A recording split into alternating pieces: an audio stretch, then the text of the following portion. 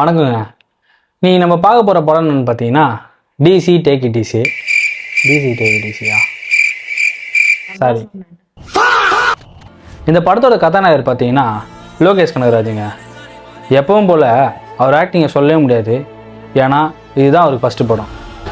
இந்த மாதிரி நிகழ்ச்சி இதுக்கு முன்னாடி நிறைய நடந்திருக்குது. ஆனால் இதுதான் ஃபர்ஸ்ட் டைம். நார்மலாக எல்லா கேங்ஸ்டர் படத்துலையும் பார்த்தீங்கன்னா படத்தில் தான் ரத்தம் இருக்கும். ஆனால் இந்த கேங்ஸ்டர் படத்தில் ரத்தமே படமாகுதுங்க.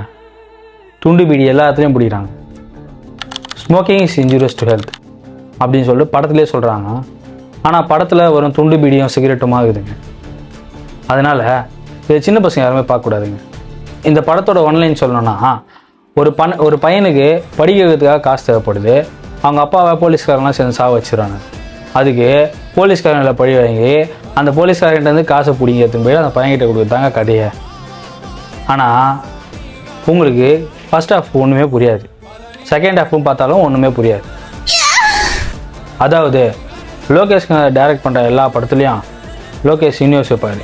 அந்த மாதிரி லோகேஷ் கனகராஜ் நடிக்கிற இந்த படத்தில் வட சென்னையிலேருந்து ஒரு கேரக்டரை தாந்துக்கிறாங்க. அவங்க தான் சந்திரா. அவ பேர் சந்திராடா. ஏம்மா சந்திரா, இத்தனை நாள் எங்கம்மா இருந்தா? அந்த மாதிரி இருக்குதுங்க அவங்க ஆக்டிங்கு.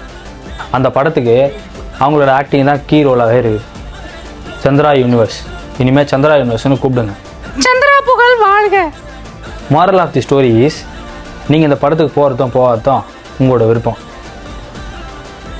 அடுத்த படத்தில், அதாவது விஸ்வநாதன் கோலை பார்க்கலாங்க.